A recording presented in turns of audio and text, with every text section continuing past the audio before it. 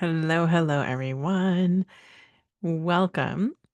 So glad you guys are here today. Welcome to the Iconic Life podcast. I am Hannah Elsie. I'm your host, the founder of Agora Wellness. I'm a transformation midwife, an overflow activator, and a life mentor. And I am so glad that you are here with me today. So today's episode is about one of the most powerful things that we've been given as human beings. And that is the ability to choose our perspective. Because the way we decide to see something, and I don't mean in just like, oh, positive vibes, only be happy kind of way, right? But I mean in a grounded, powerful, sovereign kind of way, because we can't always choose our circumstances, right? Or what happens around us, to us, whatever, but we can always choose what they mean to us and our lives. And the meaning that we give something, the lens that we look through, literally creates our experience of life. And you guys, this is what's going to make this episode so important today, because living the iconic life that I talk about here on this podcast, or in my work, the kind of life that you are wildly in love with, so grateful and so happy and humble to be a part of. It doesn't just happen because everything is easy or perfect or working out all the time for you. It happens because you decide who you're going to be no matter what happens. So let's dive in.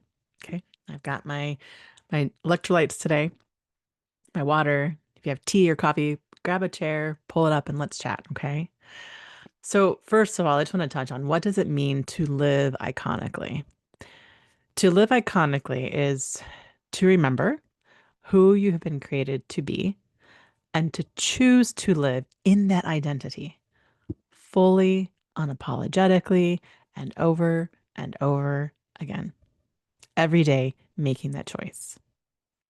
It is saying yes to your divine calling, even when it's messy, even when it's scary, even when it doesn't look like how you thought it would look, right? But knowing that you were created for more. It's building wealth and legacy from a place of overflow, where joy, purpose, and abundance spill into every area and aspect of your life. It's leading movements and raising families with the same devotion because you're not either or, you are this and something better. It's deciding that your life itself is the work of art, a divine tapestry that you are co creating with our Creator. Every choice, every pivot, every chapter is a brushstroke on the canvas of your legacy. It's surrounding yourself with other visionaries, women and men who remind you that you are limitless when you are walking in your calling and your purpose, and then daring to move like it. So, living iconically means that you aren't chasing a dream, that you are the dream. Every moment that you have is the dream. And you're building your life to match the woman or man that you already are, that you've been called to be. So, perspective. Perspective is everything, it's our power. Think about it. Two people can walk through the exact same circumstances, and one sees devastation while the other chooses to see possibility. One sees failure while the other sees a lesson.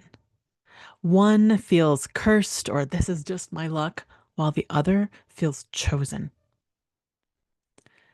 Perspective doesn't erase reality, but it transforms our experience of reality. And in a way, creates that reality. This is why, in my icon method, that perspective is woven into every pillar. In our identity, it's who am I choosing to be? In our calling, it's what is this moment asking of me?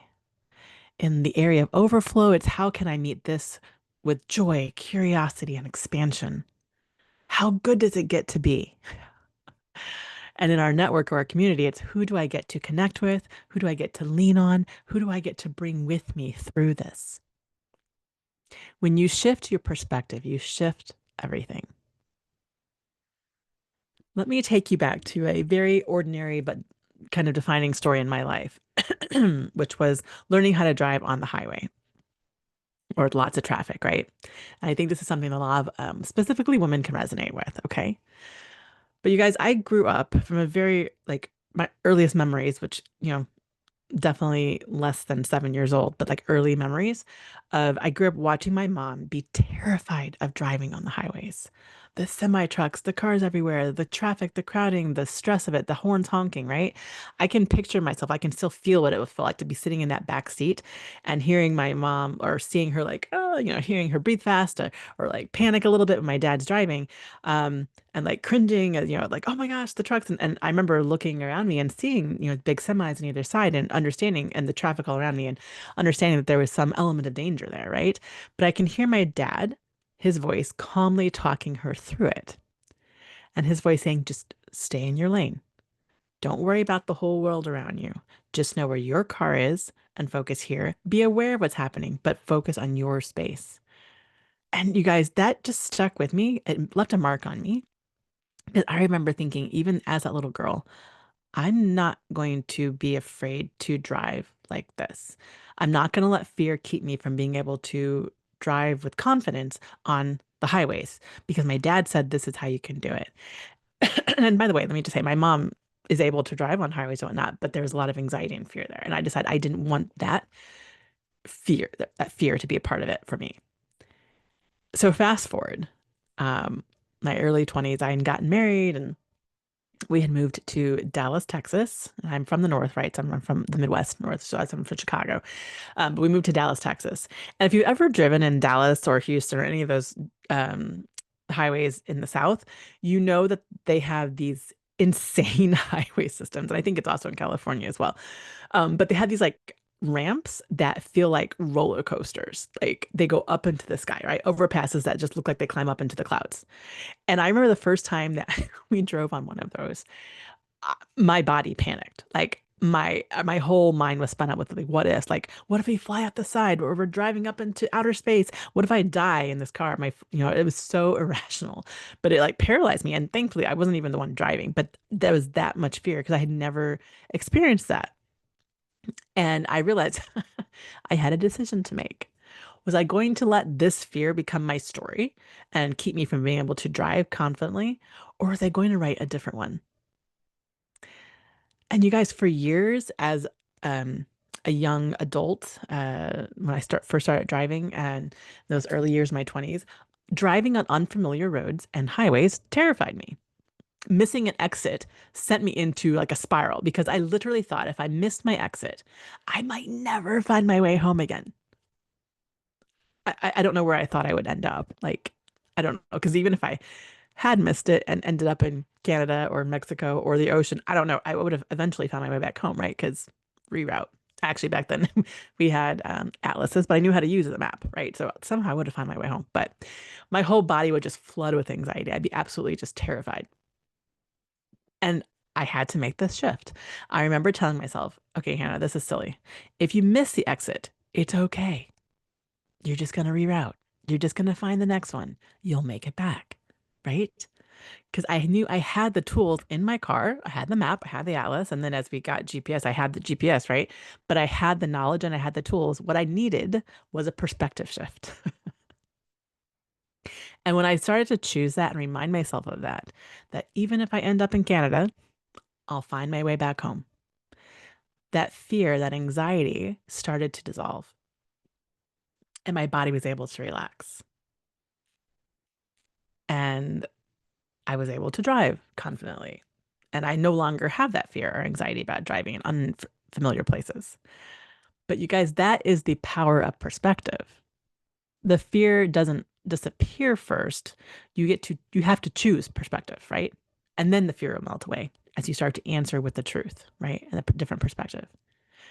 And that was one of early my best life blueprint method that I have, one of those lessons that I learned was change your thoughts and your words, right? Instead of saying, I'm going to get lost forever, it's the most horrible thing in the world, it became, I know how to reroute. I will always find my way home, right? and letting that land in my body and just being able to like release that anxiety and that fear. Now let's jump to something a bigger moment. Was a beautiful story for me was last year in Vermont. It was December, early December, and I had just driven like 10, 11 hours because of traffic coming through the New York City area. Added a few more hours on to what was supposed to have been just like an 8 hour drive, but it was like 11 hours. And I had just driven, I was going to a women's retreat up in Vermont, and all day long had been fine. Great, like great weather, sunny, no problems except for the traffic. Everything was going smooth sailing, right? But the literally the last 20 minutes of that drive, the last like few miles of that drive, a blizzard came out of nowhere. The sun disappeared, darkness fell, and snow was falling hard, roads iced over. And you guys, there I was. I found myself in this little rental car that identified strongly as a Miami beach vacation, not a mountain in the middle of Vermont snowstorm. Okay, like it had no identity for snow. um, this little rental car that had like no traction whatsoever. And as I was literally in the last couple of miles on the side of the mountain trying to get to the top of this mountain where the retreat was, my car just gave out. It skidded on ice and snow. My tire spun out. I was sliding toward a ditch, and I was able to like get myself stopped, like precariously perched there haphazardly in the road in the middle of nowhere. I had like maybe half a bar of cell service. The snow was pouring. It was a literal blizzard, like just white, huge snowflakes all around me, in the middle of which I couldn't even see anything. It was just like fields, I guess, around me because it was darker. I couldn't see any houses or any lights or anything like that. Here I was stranded on the side of a mountain, alone, in the dark, in the middle of a blizzard on the side of a mountain, and I had no idea what to do. But you guys, here's what is so wild about that is I felt zero fear, zero anxiety. I remember literally laughing out loud in this little tiny car. And I was thought, okay, well, Lord, this feels like the start of a movie. I don't know how this is going to play out, but it's going to make a fabulous story. The old me, gosh, I would have been spiraling, panicking, not, like going to the absolute what if worst scenarios, right? And honestly, there was a part of me that's like, okay, so I'm stranded on this road. I have no idea if there's going to be traffic coming by or not, but I'm like kind of across it in an unsafe way. I don't know how to move this car because there was no traction I have with these wheels. I was sliding toward a ditch. I didn't know how deep the ditch was. Like I was literally on the side of a mountain in the middle of nowhere. I had no idea what was going on. I had barely a bar of service. So I understood the reality that it was cold. I was stranded. I had like half a tank of gas at that time, but I was like, okay, well, somehow this is going to work out and it's just going to be a great story. And so I was just chose joy. I chose laughter. I chose like, okay, this is going to be a great story to tell. So my perspective made that an adventure instead of an absolute disaster for me. Perspective said, hey, I am safe. I am held. This is going to be a story I'm going to tell one day. Right. And you know what? Sure enough, God orchestrated everything, right? A good Samaritan came along with he had snow tires and he stopped and he helped me um, be able to get my car turned around safely. I was able to get through on the erratic cell service. I was able to get through to I called the police and they are like highway service and they did send out a plow like a truck who actually they came after I left, but they did come to check on me. So I felt like, okay, a little bit protected. I was able to contact my husband on another one of those like moments, let him know where I was so that he could be like helping me out if I needed help and managing it from he's another state, but he was gonna be able to like call the police if I didn't contact him again. I was able to contact my retreat leader who connected me with there was one last participant who was on her way through the town, the base of the mountain at that time, because she was running a little bit late. You guys, divinely orchestrated. But she was coming through town, and if I could get my car down the mountain and meet her at the base, then she could bring me up the rest of the way to the retreat. So I wouldn't miss the retreat as well. And you guys, like, what an amazing and perfect thing because I thought I was just going to miss out on the retreat because there was no way my car was going to make it up the rest of the side of the mountain, and I didn't have another option. And this is an unfamiliar area and whatnot, but no, it was worked out absolutely perfectly in my favor. And I was able to get my car turned around and skidded down the mountain, which had a few moments of like, "Ooh, let's not fall into the creek on the side of the road because I'm sliding out." But I was able to get down the rest of the mountain and park it at the base where it then promptly got snowed in. But this beautiful woman who was on her way through, like literally perfect timing, she came and got me. She had a vehicle with snow tires and whatnot, and, or snow chains, whatever those are, snow tires, and she picked me up. And you guys, it was such an amazing experience because not only did I get to go to the retreat and all the things like that, but like I was able to connect with this amazing individual um, on our way up the mountain. And like she was just, I remember when she showed up, I saw her in my rearview mirror, and she was kind of framed in the light from the tail lights of the car, and the snow was floating all around. I remember thinking, oh, she's like my guardian angel. She's showing up to like save me out of this blizzard. And she was such a beautiful human and individual. And like, what a great experience it was to be able to connect with her as we laughed and talked as we drove up the mountain to the retreat. We just bonded instantly, and we're still great friends after that.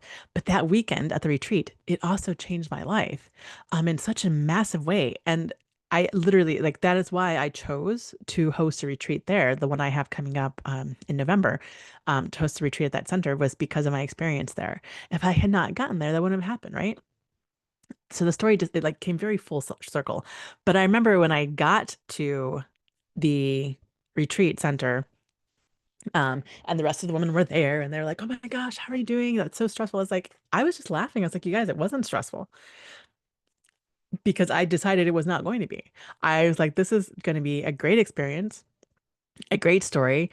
I just got to laugh and say, "This too is for me. This and something better. It's going to be amazing." Overflow, abundance, joy, and peace is not about everything being perfect, right? Our perspective changes it. We get to choose that, and that is such a powerful thing for us. And you guys, perspective isn't just for highway driving, blizzards, being stuck in blizzards. It also applies to the hardest, the deepest lessons in life, too. When my husband drowned, my world shattered in a moment. You guys, that pain was unbearable. Grief came in waves, like physically, I felt like my body was breaking. I remember feeling hard to even take a breath. People would say, "Oh, my heart just shattered," speaking about grief. And I didn't understand it until I went through that. And I had had hard moments before that, but that literally, I felt like physically my heart had shattered into a million pieces. But even in that, I chose perspective. I chose a different way of doing life. I chose to thrive, not to deny the pain, right? The reality of the grief, but to decide what it would mean for me, for my family, how it would affect our life. His loss became a soul mark, etched into me forever, into my family forever. But instead of letting it chain us or keep us like broken, I chose to let it become a sacred mark of resilience, of faith. I chose to build a life for me and for my children that we could thrive in. I chose to do the hard things. I chose legacy over despair. And we choose that every day because it didn't just end after, a few months, a few weeks, whatever, right? It is that journey of walking with grief and joy intertwined is a lifelong journey that we have, but we are thriving in it. When I lost my baby sister to her battle with depression, the devastation was crushing. There's nothing like that. But again, perspective. I chose to see how God used her story to draw our family closer together, to minister to other people, And you guys, for me, that was a line in the sand moment for me to push me deeper into my calling, my purpose, and to be like, this is it.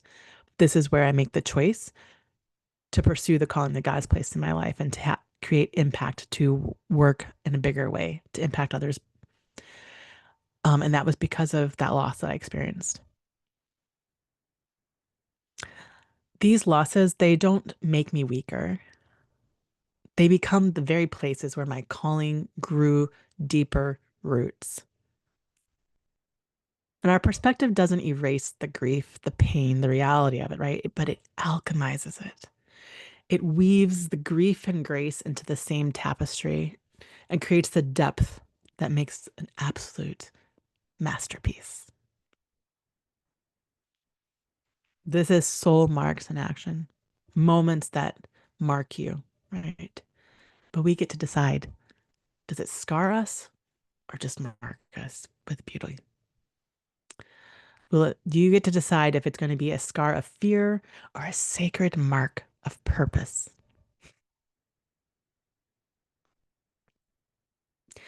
And just a little thing that a lot of people miss, and that I learned, is that perspective works backwards too. We get to create our past from the present. Did you know that? You can change the past by how you choose to see it now.